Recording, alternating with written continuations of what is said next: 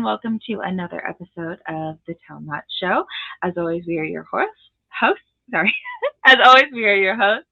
We have the lovely Kirsha Fox, who is author of Son of Deception and the newly released The White Leaf Child. Very exciting new release. She's a homeschooling mom of four, reader, and gamer. And my co-host is Julia J.K. Allen, editor, author, and author coach. She's a fantasy and horror author who loves to put magic in everything. Thank you so much for joining us. Yes, and we're very excited to welcome on our guest, David Green, who we'll tell you all about. David Green is a neurodivergent writer of the epic and the urban, the fantastical and the mysterious. With his character-driven dark fantasy series Empire of Ruin, or his urban fantasy noir, Helen Haven, David takes readers on emotional, action-packed thrill rides. Hailing from the northwest of England, David now lives in County Galway on the east coast of Ireland with his wife and train-obsessed son. When not writing, David can be found wondering why he lives in places where it constantly rains. West Coast, yes. Hello and welcome. Hello, David. Hey, how's it going? Thanks for having me. Of course. And I would live in anywhere in Ireland because it seems like the most beautiful place ever, despite the rain. It's nice. And it doesn't rain as much as it does, but it's nice. We have a few weeks where it doesn't rain. Oh, very nice. A few nice weeks. I can relate. I live in Michigan, and it's one of the grayest places because we're surrounded by water. So lots of clouds all the time. Yeah. Well, it's good because it's one of those things. Is like I was in Holland last week, and it was one of the days it was like constantly raining the entire day. And it's like, you know what, I'm used to it. So right. Let's go explore, anyways. Yeah. Wonderful. So why don't you start out by telling us a little bit about your writing journey? When did you start writing, and why? So it's one of those things I always wanted to do it. I've been a really big reader of fantasy in particular since I was a little kid, especially where I grew up in the northwest of England, and coming back into Ireland because my family is Irish. You kind of submerged in a lot of like myths and legends. So I kind of grew up being really into like Arthurian legends and Robin Hood as well, which was pretty like Sherwood Forest wasn't too far away from where I lived. But I lived at a place called Alderley Edge, where there was a writer called Alan Garner lived, and he used to set all of his stories in and around Alderley Edge. So it was great because to kind of just go there and be like, well, this is what he was writing about. It's right here. I can see it. Oh, that's amazing. And he kind of like used to bring all these kind of like British myths into it and kind of tie it to like Arthurian stuff as well, and it was great. And then got into The Hobbit pretty early on. I had the same copy of The Hobbit that I had, the one I first read. I wrote my name and age in it when I read it, and I was 7, so I still have that copy. So it's quite old now because it belonged to someone else first as well. It wasn't mine; it was my mum's first, I think. So it's older than I am, I think, which is quite old. So it was one of those things I always kind of wanted to do, but I always kind of just used to put it off all the time. I was like, oh, I'll try it after I've done this, and I'll try it after I've done that, and it got to the point where my son was born, and I became his full-time kind of carer. I stopped kind of my full-time job and was at home with him. And I was like, you know what? If I'm not going to do it now, then I'm never going to do it, because obviously after a baby is time-consuming. But you do have bits where they're sleeping, and I was at home. So I started going to a creative writing lesson, like for adults, mainly as well to get out of the house and actually like see people. Yes. All that kind of stuff. And I just started writing a chapter a week. So I was doing that for about a year. And it was actually, it's a crime novel set in 1940s Santa Monica. So it's nothing like what I used to do. And it actually ended up getting published as well. quite a while afterwards. But it's so I started writing that, and then the week I finished it, lockdown started with COVID. So right. it was like I was kind of like, I don't know what to do with this, and also I have no idea about anything about publishing or anything like that. I just literally just written this book. So I just started looking around at like what to do, and I kind of found like lots of like submissions for stuff. It was mostly horror things that I was kind of finding. So I was like, well, this is good. It's practicing writing, and I'll see if I can get something published. Because the main thing that I wanted to do was to show, to have something to show my son, basically. Like I was like, look, this is something that I've achieved in my life, because I kind of worked in like management for years, like upper management and doing this kind of stuff, and it was like it wasn't something that I particularly enjoyed, but I just did it.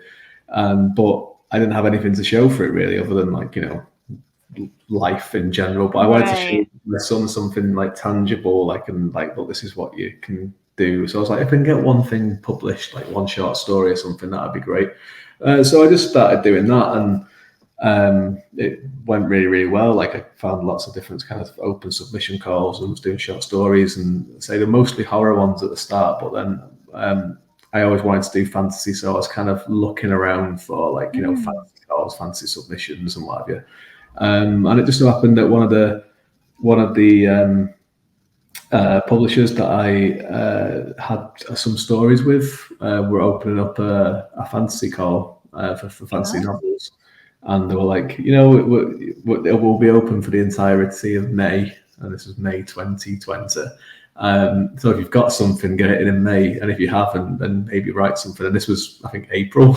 Yeah. I was like being very inexperienced. I was like, I could write a book in a month's time, and so I started. And that was in Solitude Shadow, which is the first one of my Empire of Ruin series. So it kind of just like fell into it really in a lot of ways. But since then, it's gone really, really well, and published my own stuff, write my own books. Like I ghostwrite for people as well, because so I kind of write full time now.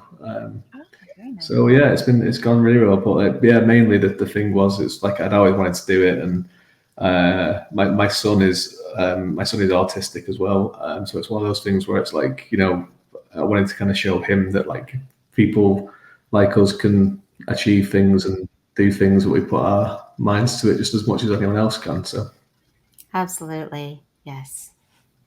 That's wonderful. Thank you. Yeah, thank you for sharing that.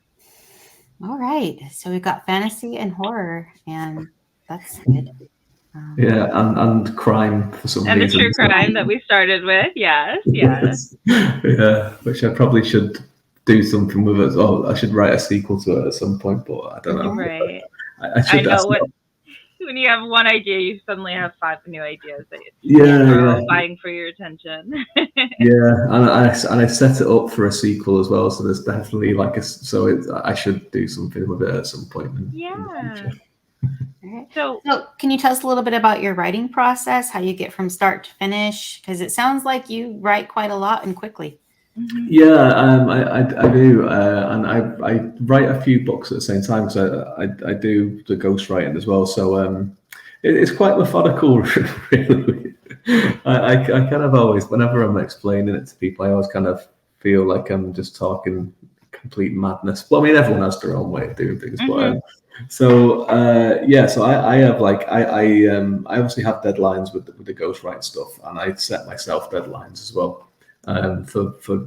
For my own things, my series are contracted anyway, so there is like kind of agree with a deadline with the publisher, but I kind of like to have quite short ones, because I feel like I'm a lot more focused if I've got like a sword. Impending doom, yeah. Right, yeah. Just like the sword of Damocles or something, just like hanging over me, So yeah, what I do is I usually figure out how many days I've got to work on something, and then kind of ballpark word count, and then I just kind of like just say, okay, well, I need to do this a day on this project, and this a day on this project, and yeah, I'm quite good at just basically just like sitting down for like half an hour and just typing nonstop, and that'll kind of get me to about 800, 900,000 words, whatever it is. And then I can just do that and just move on to another thing. So that's generally what I do, and it's different with the different kind of projects. And so some of the ghostwriting stuff is very kind of like the client will have like an outline Right. by chapter, and it's basically just like just working from that and just kind of fleshing it out and all that. And some people will just be like, look, I'd like a fantasy book that's 100,000 words long, please, and that's it. And you're like, okay. Wow. And with my own stuff, I think of myself as a plantster. So like I know generally the beginning, middle, and end of it, and I know like certain scenes that I need to do. But then how I kind of get there, I can kind of I like to surprise myself. Yeah. Yeah. Leave yourself some surprises, right? Yeah, exactly. And but then I'm writing the last book in a series at the moment, and it's kind of getting a little bit more like kind of funneled, because it's like, there's only certain places to go, and there's certain things that I was like, well, I knew where it was going when I started the series. So it's so yeah, I'm somewhere in between, and I will do like a little bit of an outline at the start or something, and just kind of go like hit these bits and all that. But I can work the other way as well, where I just like sit down and just say, oh, let's see where this goes. Yeah. Mm-hmm. It sounds like when you do sit down to write, that you have kind of thought about what you wanted to happen in the story that day, like throughout the day, maybe. Would you say that's true? Yeah, and through the night as well a lot of the times. And Yeah. My yeah. sister's always writing about her dreams. She gets very inspired by dreams she has. Yeah, it's good.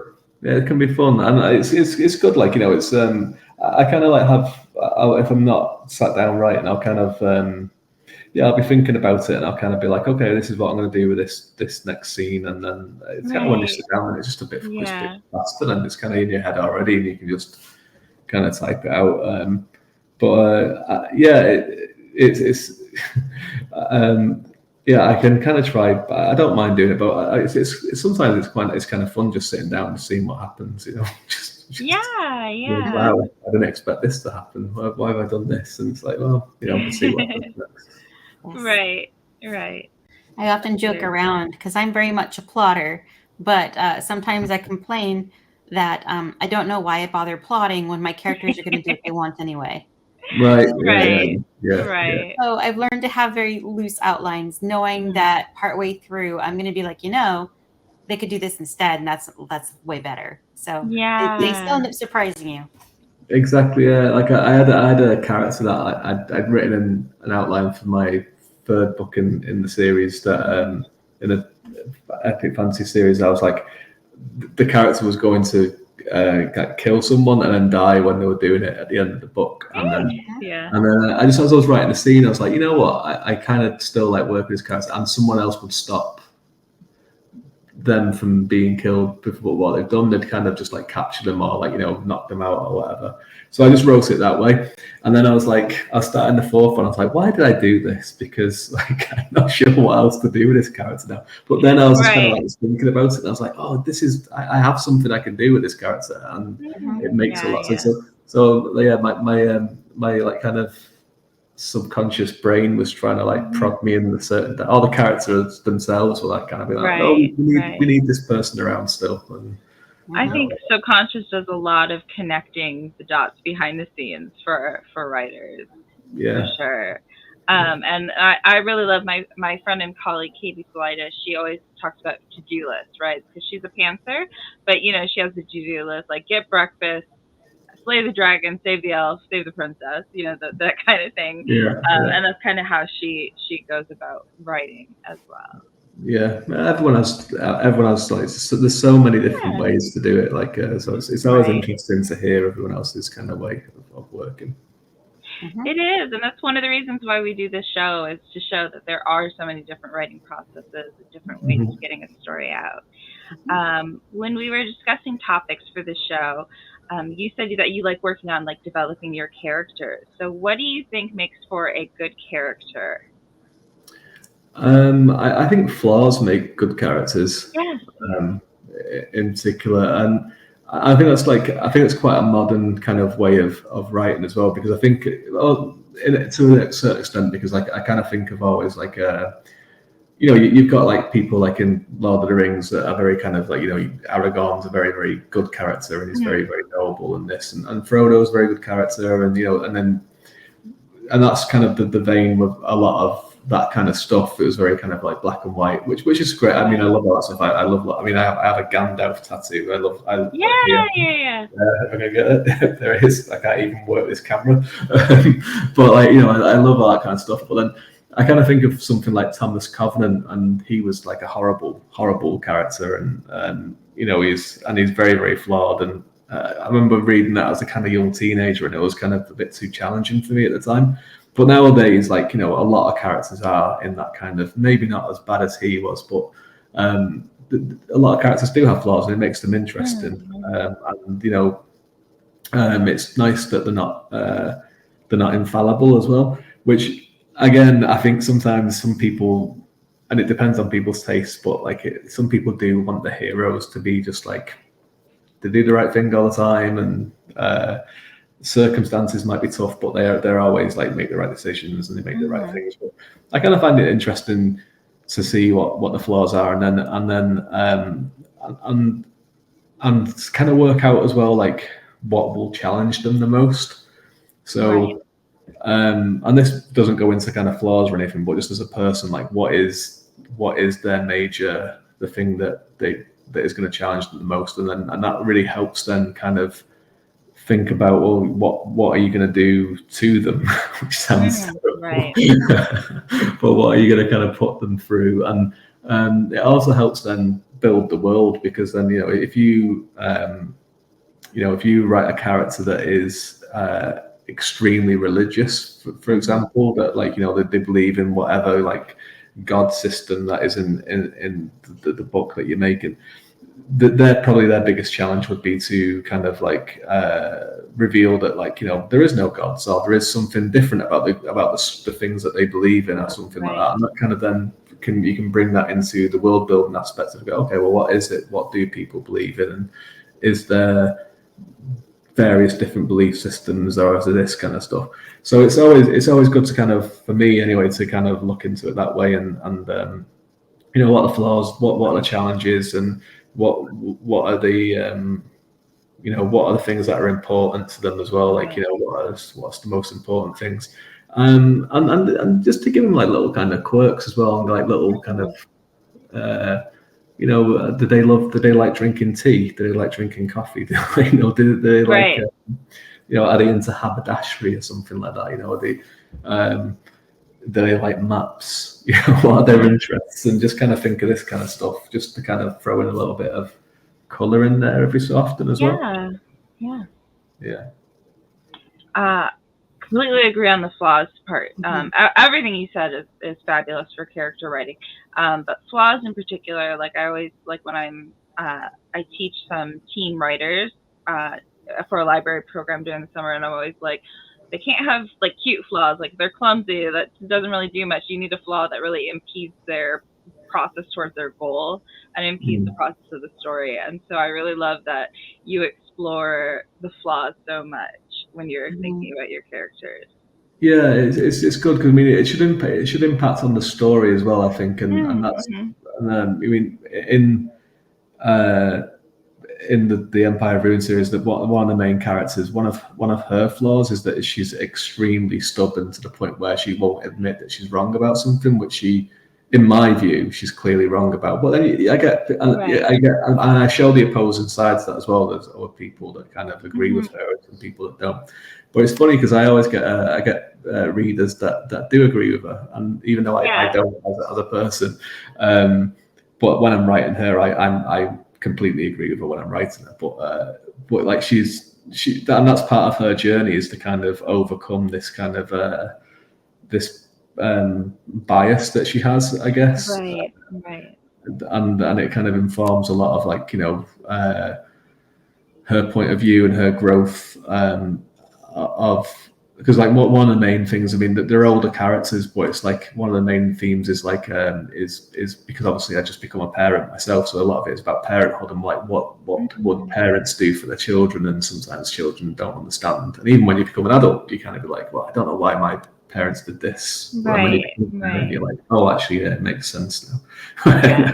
I get this. And obviously, when you're writing like, you know, fantasy or a story, you kind of exaggerate it a little bit more. You make Right. it not about like what time you're allowed to stay up to, but like something a bit more like dramatic. Right. But yeah, it needs, so it has to, so from that like kind of flaw, like, you know, it comes into this kind of thing of where it kind of drives the character relationships, which is, you know, then drives the story and the kind of like emotional arc of the story, I suppose, because Right. I kind of always think that, like, you know, the story's important, the plot's important, but like the emotional side of it is what drives it all and keeps it all together. And you know, that's kind of what I kind of try to do. Right. So we've talked about what makes for a good character. What would you say, besides lack of flaws, makes for a lackluster character? Yeah, I think sometimes maybe because I mean, one of the answers would be like, you know, a completely two-dimensional character, but I think sometimes there's a place for two-dimensional characters sometimes, because sometimes it's fun just to write a villain, and sometimes it's fun just to write, like, you know, the sidekick or the comic relief or someone who's very, very heroic. I think that you can go too far with flaws, I think, as well. It's a very, very perfect, it's a very good, it's a balancing act where I think you can, if you go to like, a character has to be compelling. So I think even if they're an unlikable character, or they morally are not, like, you know, what you are in line with your morals or whatever, as long as they're still compelling and you want to read about them, and you actually care what happens to them, that's, I mean, that's fine. And I think that's one of those things that, again, it's more of a modern thing in writing in general, in books and everything like that, is that, and TV and movies, that it's okay to have like an antagonist as a POV character and kind of spend a lot of time with them, and you know, morally grey characters, as long as you care about what's going to happen to them and what they're doing. And the worst thing you can do is write a character that no one really cares about. And it's like, you know, there's a book series that I'm it probably comes to it definitely does come with the autism territory, is that when I start something, I can't but finish it. I have to finish a series. I have to keep going. But there's a couple that have defeated me, and there's one. Yeah, there's one that I go back to, and it's actually, there's a trilogy and there's another series after it. I won't mention. Actually, no, I will. It's R. Scott Bakker's The Darkness That Comes Before series, and I think it's the first book is The Thousandfold Fort, and I've tried it about 4 or 5 times now, and I get through the first 2 books. And I get to the same point in the 3rd book, and I just push myself on a little bit more. I just end up crawling towards the ending. Yeah. And I'm just like, I just don't care about any of these characters, and I'm like, they're all really unlikable, and I don't care about them. And there's one character that I do kind of like, I'm a little bit interested, and then it gets to the point where I'm like, you know, I just don't care. And if someone just was like, and then an atomic bomb exploded and killed all these fantasy characters in this fantasy world, like, fair enough. Like, it doesn't make sense, but fair enough. Right. I'm curious to know, like, what you feel like, what makes a character interesting or compelling to you. I think it's like, you know, if they've got like convictions that they kind of stand by, because I think there's a lot of times where it's just like, well, some like kind of bad characters, I'm like, well, why are they doing this? Like, you know, what does it really matter? You know, and one of the examples, it's a book series that I really, really love, is Robin Hobbs. I can never remember the actual name of the actual first trilogy that she did, but the first one with Fitzchivalry and everything like that. And I like all the characters except for the main antagonist in it, which like, and he is very, very kind of 2D, and he's very like, you know, very evil and very just like, you know, I mean, he kicks puppies at one point and does all this kind of stuff. Yeah. And it's kind of like, but the thing is, like, he's heir to the throne, and then he becomes the king, and it's just like, why is he so evil? Like, there's no real reason for it, because he gets everything. That motivation's gone. Yeah, and like everything that he kind of does, it's just really, really kind of petty, and it doesn't really kind of like it. And he gets everything given to him on a plate anyway, and he kind of knows that he is, and he also, like, you know, no matter what he does with Fitz, it's not going to really change anything in the grand scheme of things. So I always kind of, and I really like the series, and I really like a lot of stuff, but whenever that character's kind of around, I'm kind of like, you know, I just don't really care for him. I don't really care what he's doing, and you know, it's just, yeah, and I don't really believe the reason he's doing any of the stuff. You know, it's not. What's he got to gain from it, really? Because he gains everything anyway. You know, right. Yeah, I think a common mistake that a lot of writers make is they're evil for the sake of being evil. Everything they do is just like, oh, they're the bad guys, so they would do the worst thing. But if we don't have that motivation for like why they do their, you know, it just doesn't make sense. And it kind of falls a lot. I think it's okay in some things. Like, you know, if you're watching like a movie that's 90 minutes or 2 hours, like, you know, you don't have time to develop this kind of stuff, so you kind of have to do like, you know, this person is just a bully, or this person is just this or whatever. Right. You can just put a throwaway line in there to be like, well, you know, they've got bad parents or whatever, you know. This is the way. But like in a book, like, I think you've got more time to kind of like develop people a little bit more and kind of make it a little bit more nuanced, and especially in those books, because the character work in Robin Hobbs stuff is like exceptionally good, and this one really kind of stands out as if like, why like, and it doesn't help matters that one other character is always like, well, you know, there's something else going on with this person, like, you know, there's something else, and there isn't, there isn't anything else going on with it. Maybe she was had a deadline coming, and she's like, I just need to finish the story. Yeah, I kind of feel like it was based on somebody that she knew. Right. Yeah, that would make sense. Yeah, sometimes people are just jerks just to be jerks. But but it doesn't help when you're reading a character and you don't understand their motivations, other than just they want to be a jerk, just want to see the world burn, kind of. Right. Yeah. And in some cases, it can lead to the character being just a little bit too predictable as well. Right. Yeah. The thing, you know, like. Yeah, and that's you kind of want to be surprised by stuff, like, you know, in this. I say I really like that series like a lot, and it's but yeah, just that one I actually saw someone saying something similar recently, and I was like, oh my god, like they feel like I feel. This is great. Right. And he explained it in a much better way than how I explained it as well. Oh no, I think you explained it perfectly, because I feel like we all have that character in our lives where we're like, but why? Like, why does the character do that, or why am I still reading about this character that just does that? You know. Right. And that's the way. I think that's one. It is a tricky thing to write, like kind of a morally grey character, because it can be, because, you know, you do try and put like quite a lot of nuance into it, but you have to try and be subtle. So sometimes it can come across as just like the subtlety is maybe too subtle sometimes. Right.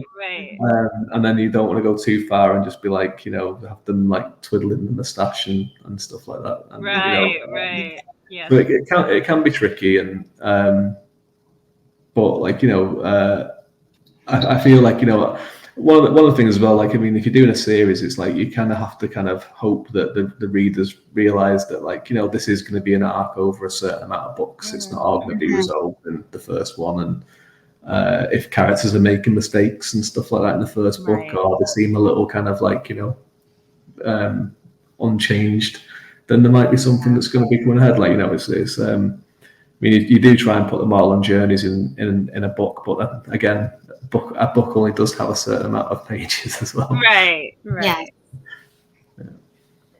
Gotta hold on. We'll get there. Right. Yeah. Right.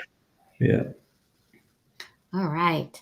And then, so when you're writing characters, how do you put them together? How do you have a way that you get to know them before you even start writing? What do you know about your characters when you're getting started already? Yeah, I know quite a lot about them. I do like to work on the world building and the characters quite a bit. So like when I like do like a vague-ish kind of outline for the story, I would have done a lot of work on kind of the characters and the world and their backstories and stuff like that, and other things. I kind of like draw what they look like as well, and then I also take it a bit two stages further. I'll kind of like do like a little mock up on the computer of what they look like, and then I'll also fan cast them as well. Oh, okay. That's fun. Mm-hmm. So I have like a real kind of strong kind of like mental image of them, and then yeah. So I have like a full kind of backstory for all of, even kind of like, not the minor characters that kind of just pop up and like it's just like a name and they just have something to say, but anyone that has like a sizable impact on the story, like has a full backstory like that, and I kind of like know like about like where they come from and like the kind of family history and the kind of hopes and dreams and the things that will like challenge them and their fears and all this kind of stuff. What they look like and everything. But then some people are kind of based on people that I know as well. Like I might take a few elements from people. Like there's a character in the third book of my Empire of Ruin series that I knew. Well, actually, there's two characters that I knew that I was going to write, and they were going to be in that book. One of them is an autistic character, and he doesn't like. It's never said that he's autistic, but like people that know it, and it's great because people have recognized it. And there was some things in there that are very much from me, and there's some things in there that are very much from my son. And he's an older guy as well, because he's a what's called a sparker, so they live for a little bit longer. So he's nearly 300, so he's like very kind of set in his ways, and he's very he's a cool guy. But there's another guy in it called Curran, who is based on a friend of mine who I grew up with. I was christened on the same day as him, and I've known him my entire life. So I've known him for 40 years. And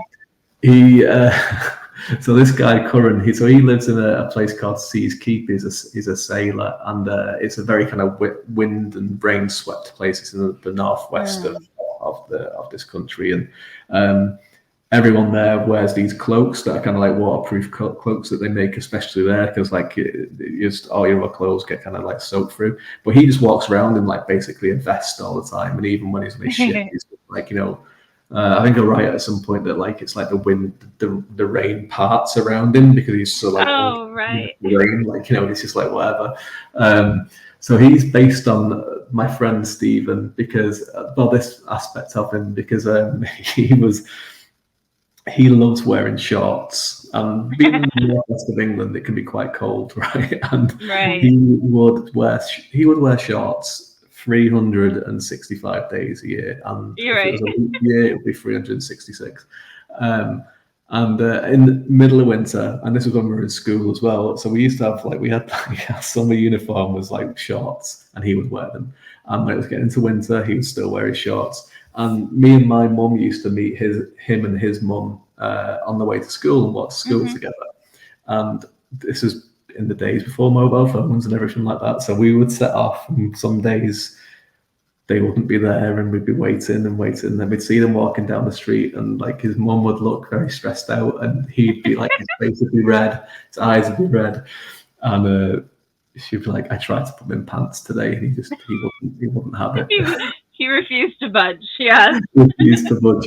So like this of like just this wearing these shorts and the elements, that I was like, I'm going to use that for this character, because it would just be it made me laugh. And he's not a main character. He's a supporting character. So it's kind of like you need something to kind of stand out as well. Like, right. Yeah. Yes. And I thought this would be perfect because he's in this really rainy place and he's on a boat and he's just wearing a vest the entire time. Right, impervious to water. Yes. Yeah. So yeah. I love characters like that, though. Like when I describe characters, I always try to impart some of their personality into the description. It's not just what they look like or what their clothes look like. It tells you something about them. So I love that little detail.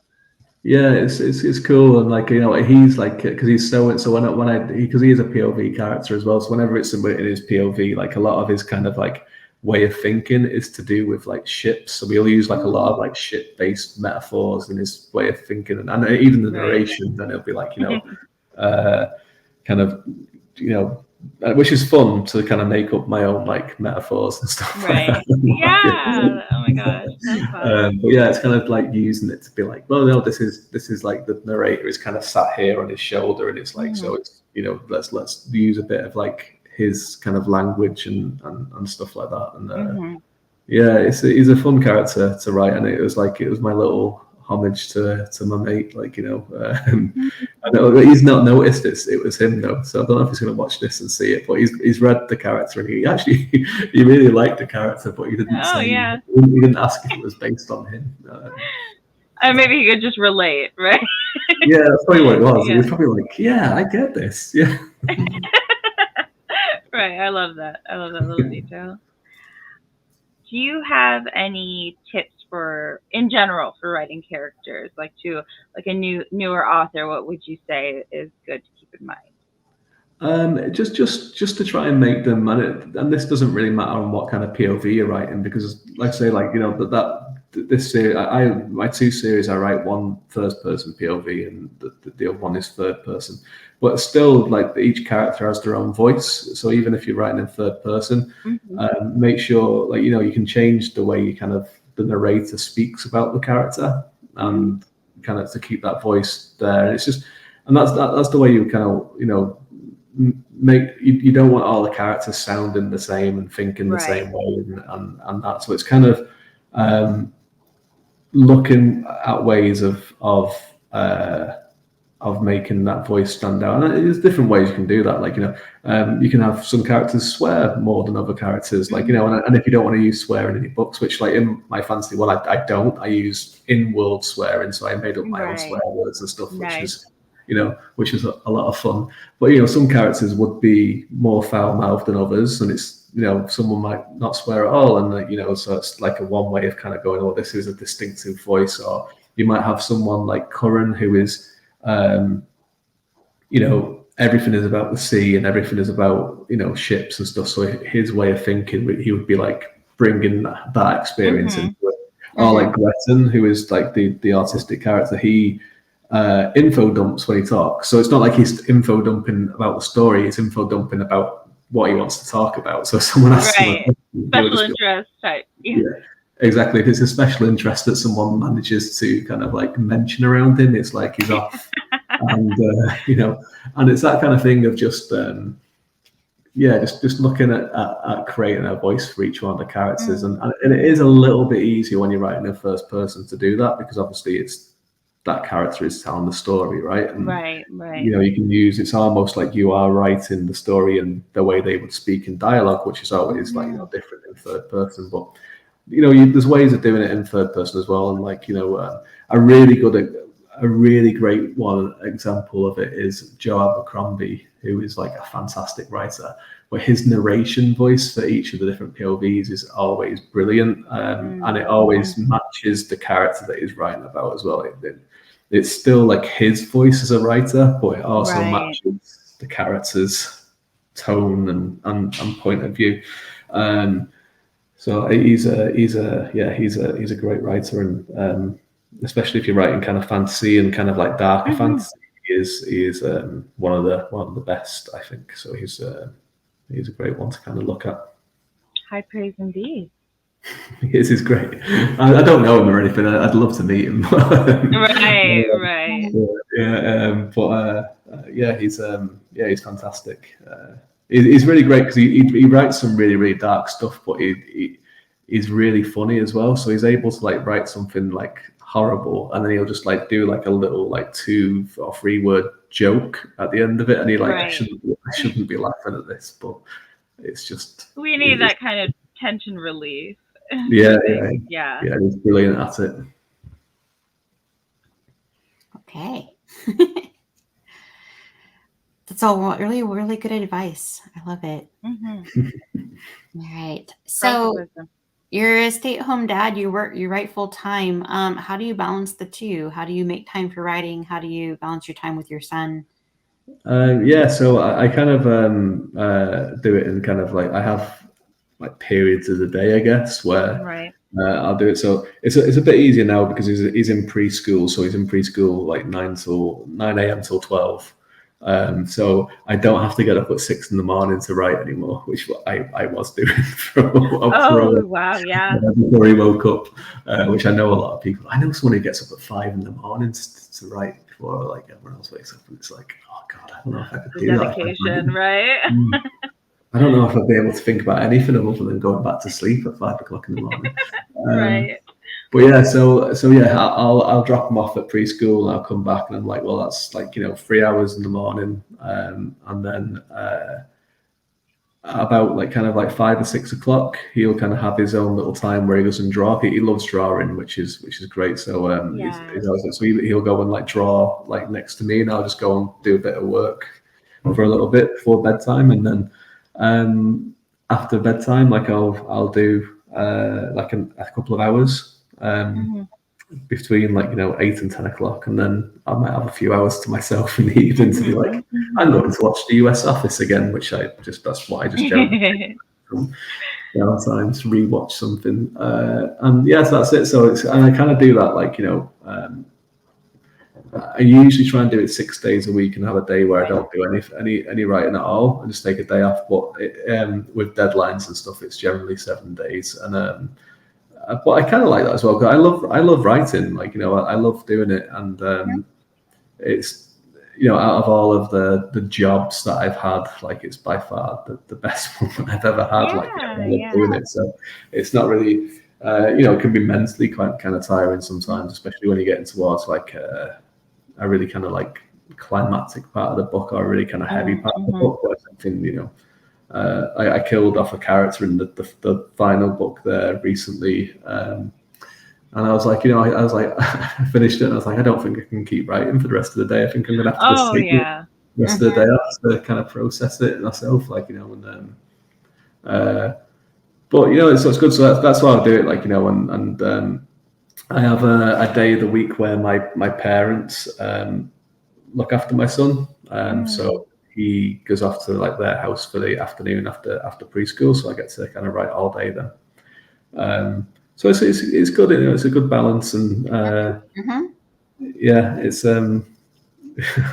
maybe once I've finished a couple of ghostwriting projects and something, I might not have to do 3 writing sessions a day. Right. That's tremendous output.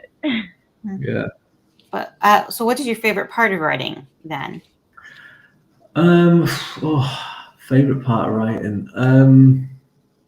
I can never decide. I do love coming up with new ideas, but but I have a notebook full of ideas and stuff. Right. And I was looking through it the other day, and I was looking for something that I'd written about one of the books, and I came across a page that was which I guess is from around October of last year, where I'd written an idea, quite a fleshed out kind of idea for a book with a title and everything. And I was like, I have no memory of writing this. Kind of nice little gems to find, yeah. Yeah, and I was looking at it, I was like, this is pretty good. I'm excited about this. Right. But I was like, I don't know if I'm going to get to write it or anything, but and I presume that I wrote it. It's my handwriting. But so I like that. But I just my favorite part of writing is always after the middle part of a book. So I start off really enthusiastic, and I'm like, here we go, we're going on, we're going to do this book. And I get to kind of the middle bit where I hate everything about it. I hate everything about writing. I wonder, like, why am I doing this to myself? Why am I doing it to other Yes. people? You get to your least favorite part then. Yeah, Right? yeah. It's like, why am I inflicting this upon people in the world? And what's the point? And then I kind of get to the point where I'm like, well, I've got this far, so I might as well keep going. And then Right. that's the bit where I really like it, because I'm like, kind of like, whatever. I'm just gonna Right. I'm just gonna enjoy myself and just Yeah. sail through to the ending. And then so I like that bit a lot, but I really like the development edit stage the most. 'Cause I like the collaboration on it, with a really good like editor, and doing development edits and kind of like discussing the kind of like I was trying to do this, and does it kind of come across, and what can I Right. do to make it a little bit kind of like make this kind of like stronger or whatever, or just other things like that. I really enjoy that side of it, and then it goes to line edits, which is fine. Like I don't enjoy it or not enjoy it. It's necessary. It has to be done. But I'm kind of like, I'm done with this book now. I've read it so many times. Right. Kind of tedious at that point. Yeah, but like the development edit stage is the way I kind of work. I write kind of like 3 chapters at a time, and I send it off to my alpha readers. So as I'm like writing the next 3 chapters, they'll be reading the previous 3. So like I kind of like I do it that way because I like to see how it's kind of landing as I'm progressing Right. through the story. So if there's something that I need to kind of like isn't working, I'm not like 80% into the book and I'm like, this Right. isn't working, and I need to go back and do something different. So I like to. I have 2 alpha readers that I really kind of trust, and they give really good feedback and everything as well. They don't kind of if it's something isn't working, they'll tell me it's not working, right? Right. I enjoy that aspect of it, of just kind of getting into it and kind of when it's working, and when it's nice when you kind of get like a load of like notifications when they're kind of like leaving comments and like, yeah, this is great, I love this, and it's nice, and they're like, this is a great chapter, and it's kind of like, this is nice, it's a nice feeling, but also like, what's wrong with it? Tell me what's wrong with it. Tell me how to hack it and make it better. Yeah. Right. Yeah. Right. And then we always like to ask people too, what is writing advice that you'd like? What is what? Sorry. Writing advice that you'd like. Oh, writing advice that you like. I always like someone told me when I first kind of started was and it was at the creative writing lesson. So it was a one where it was like, you had to kind of like go away and read something and write something and bring it in and read it in front of a load of people, which is like kind of nerve-wracking, especially at any stage, really, reading your own work. But the guy who was doing the creative writing lessons, he was like, he kind of like, because I was very nervous the first time doing it, and he kind of like at the end of the thing, he was like, "Look, that was really, really good." But he said, the thing is, it's like, there's no point in, if you want to be like a published writer, then people are going to read your stuff at some point. And it's better to have people read it earlier than to have the first people that ever read it when it's actually out and published and done. Because oh my goodness, yeah. Oh yes. Yeah. So it's like, get used to it, and find like people that you can kind of like share it with, and that are gonna kind of like, and that's what I took it to heart and was like, okay, yeah, that sounds good. Because like it's you want it to be at every stage that you have it at. So even if it's going to your like your beta readers, or if it's going to your editor, or if it's going, like, you want it to be at the best stage possible at each point, and then develop it further, and each point then we'll develop it further, and then when it's finally out for readers, then it's going to be like the best version of what it can possibly be. Like, and if you skip a load of those points at the start, then it might not be. And so it also as well, like once a few people have kind of, when you've worked through that process, and it's less terrifying on release, day where it's like, well, you know, some Right. people do it already and they seem to like it. So I think, you know, Yeah. sending it out just and having no idea what people might think. Blind of it. faith. Yeah. Yeah. Awesome. Do you have any particular influences to your writing? Yeah, I mean, I mean, I'm a big Tolkien fan, but I wouldn't say he's like a big influence. Apart from the world building side of it, like obviously his style of writing is quite poetic, and obviously it's quite like archaic, I suppose, to today's standards, Right. because he's started writing his stuff in the 1920s, like 100 years ago. Like, so it's language has developed a little bit and everything from then on.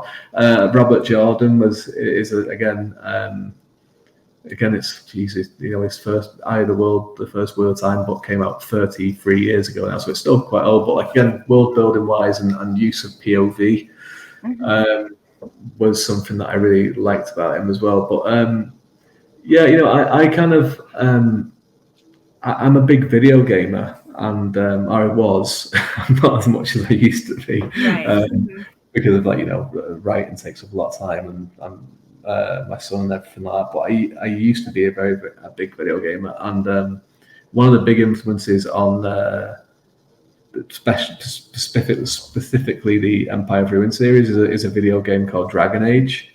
I love Dragon Age so much. Excellent. Now, there's no dragons in my books, right? Even though I do love dragons, I have a dragon tattoo as well. Oh, I do love dragons. But I don't have any dragon in that series. I do in my Urban Fantasy series. So Dragon Age was a big influence because it was the first thing that I can really kind of remember, and I've come across things since, and The Witcher was out first, but obviously it was in Polish at the time. It had been translated to English, so I haven't read it. But it was the first thing that I can really remember that kind of like treated elves in a different way. Yes.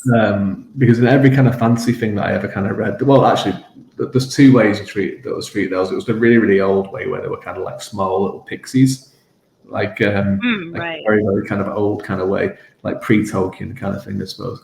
And then it was post-Tolkien where it was always like they were like majestic, and wise, elegant, intelligent, yeah. And like Dragon Age was the first one where it kind of treated them differently, where it's like they still had that aspect to them, but they were persecuted, and which is natural, I suppose, in any way. Like, you know, if you have like humans that become the dominant species, and they'd have this like immortal race that are like, you know, taller than they are and stronger, I suppose, but there's less of them, they would probably be persecuted because that's just what that's what humans do, like, you know.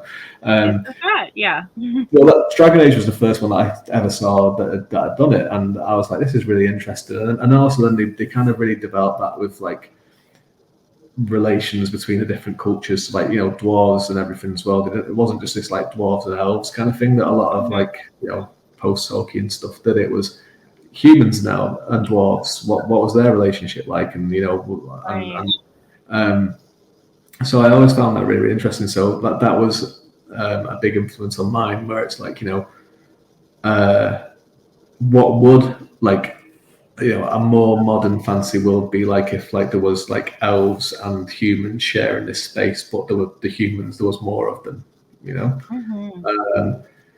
You know, what would they do, and you know what kind of, and what would happen to like a peaceful, because like my elves, like in their like origin, are very peaceful and very kind of like the kind of like 60s kind of flower power kind of thing. That's their origin. Yeah. But they've been like kind of twisted and they've become like resistance fighters, I suppose. The one, you know, there's only some of them left, and it's kind of, they've kind of gone opposite to like what their beliefs are, I suppose, as well.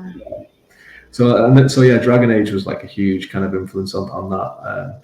And I read quite a lot of the books actually that's based on the series, and played the games and everything like that. And yeah, really, really enjoyed it. And I just love like that aspect of. I love like how the party system as well. Like, you know, you have your character, and you have like these people that you're recruiting, and they all have different wants and needs, and you know, I really liked how you could like annoy some people in your party so much with your decisions that they just leave. Right. Look, Right. I can't follow you anymore. Like, you know, and for good reasons and bad reasons. You know, you might, you know, and I thought that was really interesting as well. So yeah, that's a huge huge influence of mine with the classics. Yeah. I think that we all kind of try and emulate things that we love about books we've fallen in love with. So I think other authors and how they approach writing are definitely huge influences for people. Yeah. For sure. So we've talked a little bit about your favorite authors and stuff. I did want to ask, like, what's been your most significant writing victory so far? I suppose getting the first thing out and published is like, you know, it's right. There's no feeling quite like holding your own book, is there? Yeah, exactly. Yeah, just having it finished and just like, you know, just having it done and that it's done all right is a bonus, really. Like, you know, and gives you the opportunity to go and do like sequels and stuff like that and everything as well, and keep doing it. But like, you know, yeah, just getting that first one done and I suppose as well, like, you know, not really knowing what I was doing. Right. It's like, I'm just going to write this, and then I'll see what happens. I'm just going to write this as well, and you know, it's just, you know, it's good, and there's lots of great things. Like, there's loads of great kind of things where you know, all writers should, like, you know, really kind of like give themselves a lot of credit for it's hard. Like, writing a book is hard, and then like publishing a book is hard, and I mean, very few people see it through to the end. Yeah, exactly. Yeah, and you know, getting your kind of first review and getting your first, like, I remember the first reader email that I got where someone was just like, I just wanted to let you know I just read this and I really didn't agree with Colleen, and I was like, cool. That's great. I was like, that's great. And you know, that was really, really nice to get that. And no, it was good. Like, you know, the first one's always going to kind of always be like a bit special, even though like I'm always kind of thinking like I'd love to go back and rewrite it, but because it's like, you know, the first, well, you got to start somewhere, I suppose, but right. Yeah, the temptation to keep fiddling is strong. Yeah, but I wouldn't change anything about the story or anything, because it's so the first book that I've got on here actually. So like it's people always, when I'm over at conventions, people laugh about it when they actually see the size. So this is the first one, so it's not a very big one for a fantasy book. Right. And that's because it's like there's right at the start there's a specific thing that's going to happen within a set time scale. So it's kind of like everyone's on, like, it's like a time bomb kind of device. Yeah. So like you know, there's I could expand it in a few ways, but it was always going to be a bit smaller. But then the second one is this big. So, it's quite a difference. And then the third one is this big. I was kind of like, so when you have all three of them together, it's like this tiny little one compared to these two. So I was like, I could do a few extra chapters possibly, but like I wrote the first, so like, I wrote the first one in 2020, like in literally like in the space of a month, and like, you know, those development edits and line edits and stuff afterwards. But then I didn't start writing the sequel until maybe a year later. It took a year to come out, so I didn't start writing the sequel till near enough the first one was being published. And I'd written the first of my urban fantasy series at that point, and I'd written a couple of ghostwriter books, so I felt like I was a better writer in general. And I think like I think there is a difference between the first and second book, and like the kind of things that I kind of picked up a little bit, and the third one is a bit more closer to the second one in terms of, you know, style and like, you know, mistakes in writing that probably aren't there anymore, which are definitely there in the first book. So every so often I was like, I'd love to just go back and just rewrite second edition, same story, just write it just a little bit more like the other ones. But maybe I will do. I was thinking of doing a Kickstarter when the series is finished, to do like a omnibus or something like that. Yeah. I'm thinking of like one of the stretch goals would be to just like you know, put a few extra chapters in the first one, and you know, maybe rewrite the entire thing. Not a bad idea. If you're going to be like updating covers or something like that, it's kind of fun to do a re-release or second edition for things like that. Mm-hmm. Yeah, I mean, because one of the things is there's a prequel to this. I released a short story kind of prequel to it, which was written way afterwards, and I'm always kind of like, I wonder if people like read that one and then read the first book and they're kind of like, is this the same person? Right. So yeah, because like, you know, it's like just it's probably one of those things. I think every writer kind of thinks that about the first one as well. Like, you know, I know someone that I really respect as a writer, and I think their first book is really, really good, but they're like almost embarrassed to talk about it. Right. And they're like, the first book, and this, and I'm like, it's great, like it's really good. And Yeah. like, no, it's not. Yes. Imposter syndrome plagues many writers. Yeah. Yeah. Yes. But unfortunately, everyone has to read the first book to get to the sequels. Right. Well. And this is why I keep thinking I should go back and rewrite it. Right. Yeah, as I'm long going as to you're do not it. rewriting all of them, I think. Mhm. I think it's okay. No, yeah, I to won't go rewrite back. all of Yeah. them. Yeah. Just the first one, and it'll just be a tweak. It'll just be Little an touches extra, here and there. Mm-hmm. an extra 50,000, but no. All right. Yeah. Awesome.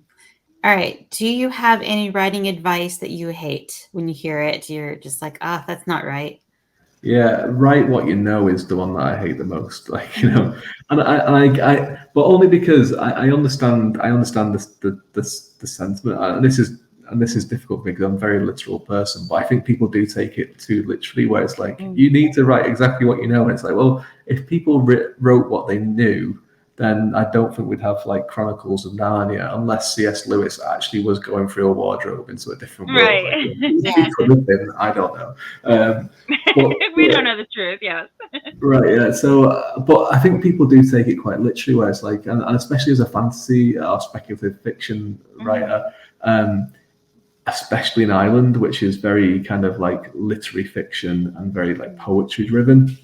You get a lot of people like, well, why are you writing fantasy for? It's very easy to write fantasy. It's like, it's not easy to write fantasy. And you know, you kind of look down a little bit because it's like, it's not real. And it's not like, you know, it's not real life, and it's not right. It's genre fiction. Yeah. It's not like what you know. And it's like, so yeah, I think people take it literally, but I understand the meaning of it is like put things in there that is real to you. I understand that aspect of it, you know, like, you know, so like, you know, put real life experiences in there. You can put them into characters, and you can how you felt or how you fit or how you felt or how you feel about a certain thing and how you would react to a certain thing. Which again, in my urban fantasy series, like it's in first person, and the main character in that is basically a more exaggerated American version of me. So it's basically like, what would I do in this situation? Right. It's very exaggerated situation, right? He literally lives in hell. Like hell is Earth. Like, you know, he discovers that we all live in hell with all these stuff, and these, you know, most people can't see it. So I'm like, well, what would I do in this situation? Right? What would I say in this situation? So I get that aspect of it, but like there is that kind of thing where people are like, oh, you know, write what you know, and it's like, no, that's not what it means. Right. So yeah, I really, and also people who insist that they don't need editors or they just need them to fix the punctuation and grammar. Right. Yeah. No, you need them for more things than that. As an editor, I will agree. Yes. It's so undervalued from a lot of writers, and it blows my mind. Like, I was at a convention recently, and I was talking to an editor, and another writer came up to them and was like, "Oh, my publisher has told me that you're the one who's messing with my words on my new book." And I was like, I almost died from secondhand embarrassment. I was like, "Oh no, my masterpiece! How dare you!" Yeah. Oh goodness. Yeah. People. My view on editing is I always try to keep in mind, like, it's not my story, it's not my writing as an author myself. It's my job to keep the integrity of the story, but like also bring experience of being like, this is why I would make this suggestion, and have that be a conversation. But some people are like, don't change anything, and it's just like, just kind of my job. It's just like, to change little things. There's like, just fix the typos. That's all I want. It's like, no, it it's needs so much more than typos. Yeah, no. It is. Well, you have been absolutely a joy to have on the show. Thank you so much for being on the show. Yes. But we do want to say, where can we find you online? If you have any announcements or anything you want to plug, now is the time. So what's your social media?